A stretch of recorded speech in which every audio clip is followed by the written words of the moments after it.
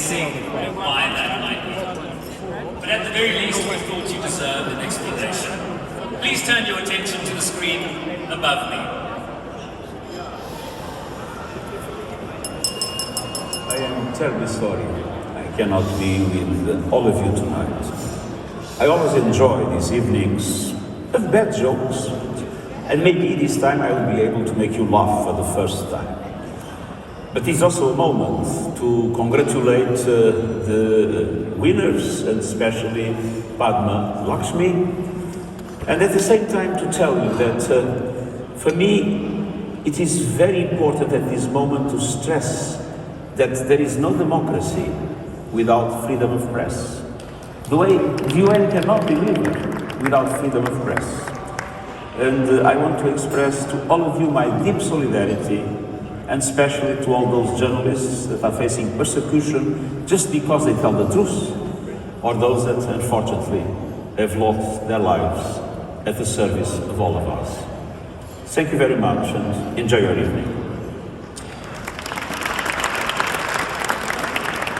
Short and sweet from the Secretary General. Of course, if you haven't heard, he was exposed to a staff member that had COVID-19. So we, of course, wish the Secretary General the best and seek his booster shot November 26th. And that certainly gives us a greater degree of confidence that he'll be okay. We wish him well ahead of his second test tomorrow. And I can't imagine how awful it must be for him to be in that mansion, I mean, the official residence all by himself. Okay. So we have a few rules tonight, but here's the first one. If it's not that funny, laugh anyway. Clap your hands even if you didn't particularly feel like moving. Let's make the next 2 hours as comfortable as we can for everybody in the room, including those on the ledge up here. So allow me now to officially welcome you to the pandemic-delayed 25th anniversary of the UNCA Awards. It has certainly taken a Herculean effort to get us back in a room together, albeit a much smaller crowd than we've become accustomed to, as we celebrate those who have excelled in their reporting and coverage of the United Nations. Important work that continued despite lockdowns and restrictions and everything that has been thrown at us over almost 2 years. South Africa has been in the news lately. Not sure if you've seen. Countries imposing new travel bans over the discovery of the latest Omicron variant. Really important stuff. As you know, some of you at least, I am South African. Snuck into the country just before the new travel ban went into effect. So for those who don't worry what tomorrow might bring, I'll be giving free hugs near and around the main table during the dinner break. And of course, just kidding, I live here. I got my third booster shot 3 weeks ago. I got a negative test this morning, so I'm ready to go, and I hope you are too. Fingers crossed. And look, we've tried to ensure that this doesn't become a super spreader event, but just like Security Council resolutions, we can't make any promises on implementation.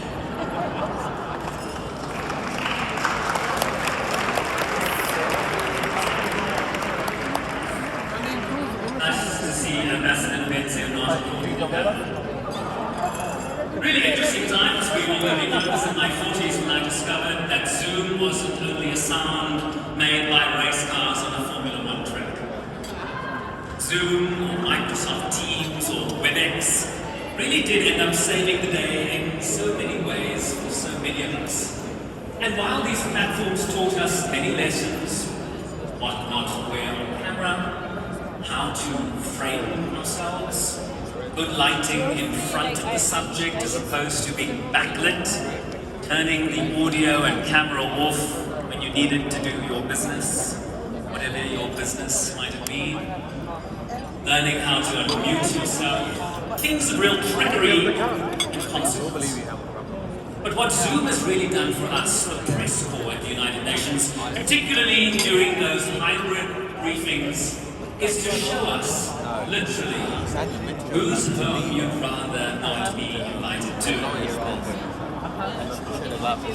So things are really going well in the world right now.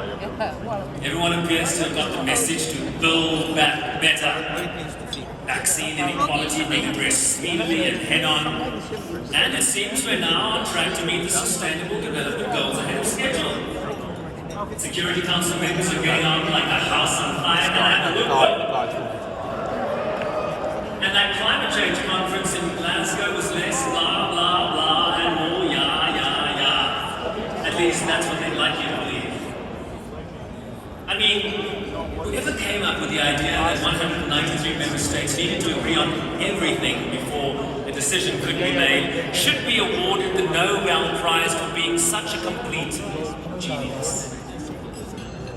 I could have said something else there. Right? The UN, more popular than ever.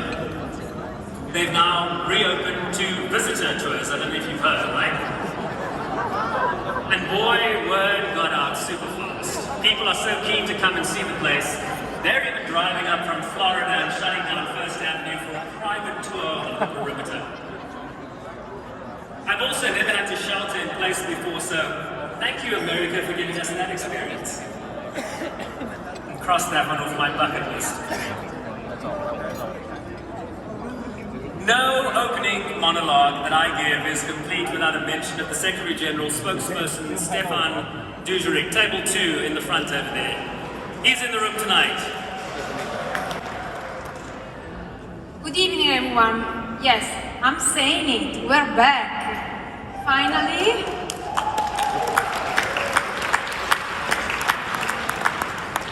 Finally, we're here together live and not on remote.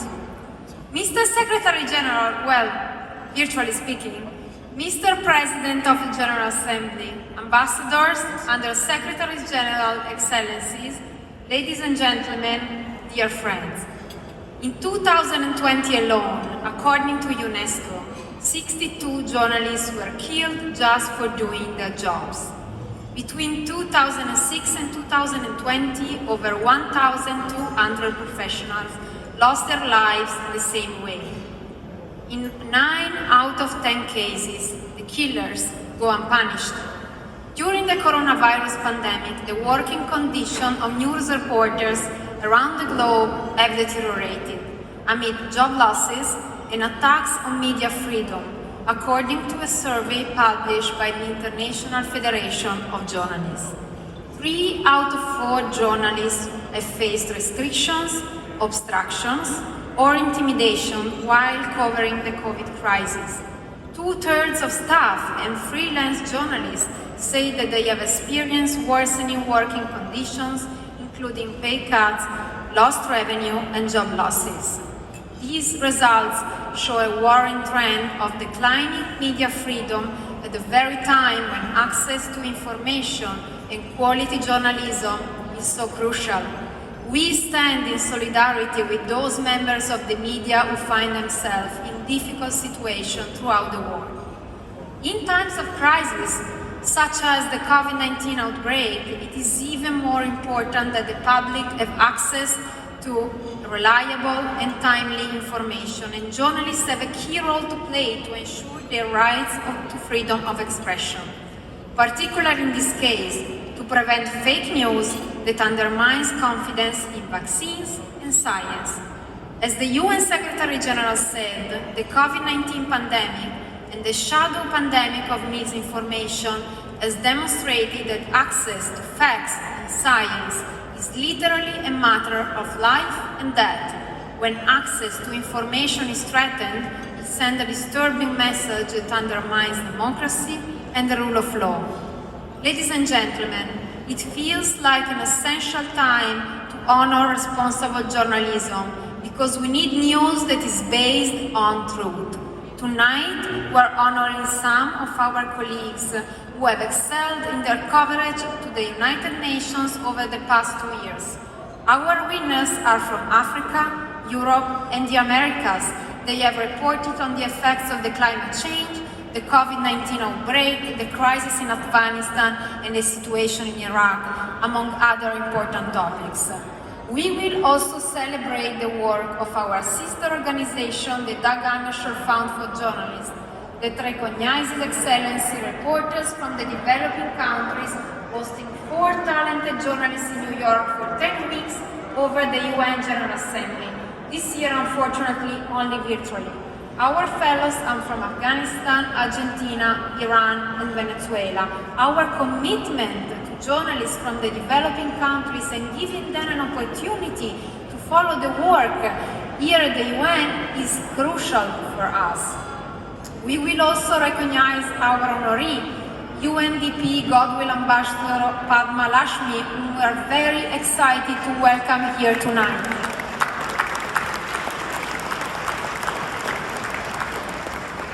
And on the screen, have you seen our guest of honor, UN Secretary General Antonio Guterres?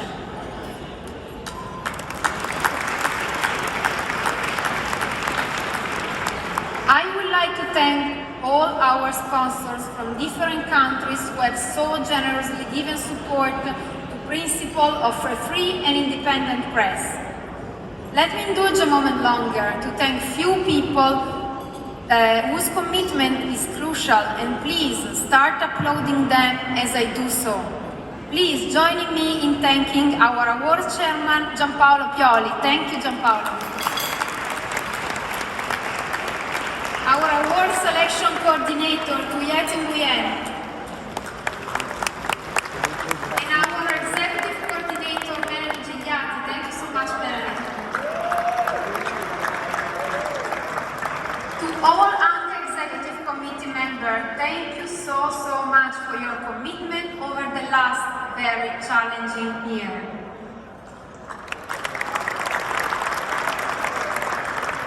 And a special thanks to the architect of the video. You wait to see it because it will be amazing. Nabila Bissab, Betulio Ruk, Alexander Assanein, Kaori Yoshida, and Eric Beharano. Last but not least, to our MC and my predecessor, Sherwin Brace-Peace. Thank you, Sherwin. It is always a pleasure working together. We are a very great team.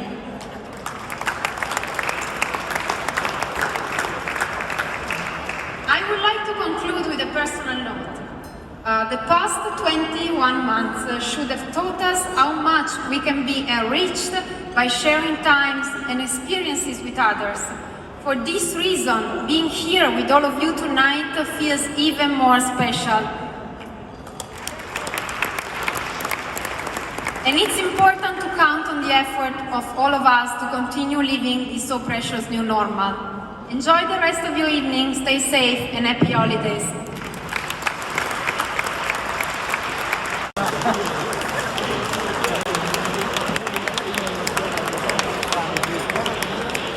Mr. Secretary General, Ambassadors, and Secretary General, dear friends, thank you for this wonderful opportunity. I'm honored to give these remarks at the annual UN Correspondents Association Gala Awards celebrating excellence in journalism.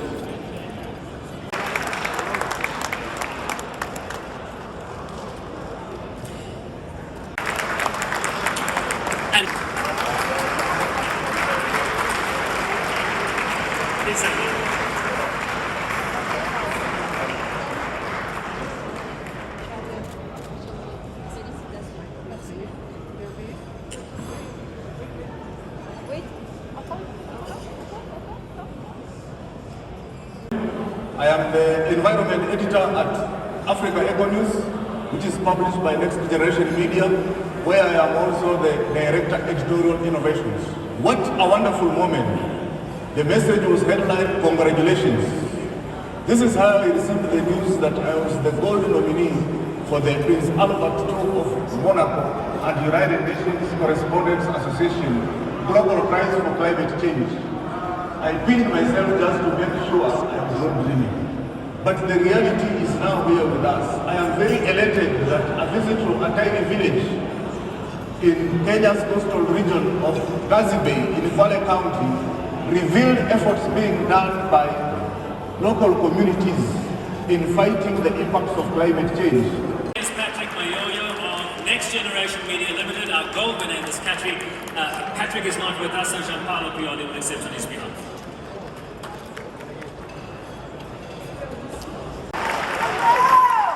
Oh, that was loud. Now you can finally listen. Thank you. Wow. Oh my gosh, this is so pretty. Hold on. Let me get situated. Gotta fix my hair. All right. Hello, United Nations Correspondents Association. How are you doing? You just survived a pandemic that has killed millions. How are you doing? My name is Maysoon Zayed, and for those of you who do not know me, I am not drunk, but the doctor who delivered me was. Check on me in half an hour. If I'm walking straight, you'll know I'm wasted. I have cerebral palsy, but I do not want anyone in this room to feel bad for me, because I got 99 problems and palsy is just one. In the oppression Olympics, I would win a gold medal. I am Palestinian. Where are my Palestinians at? Don't you all think it's time we free Palestine from their observer status? I mean, there's only 2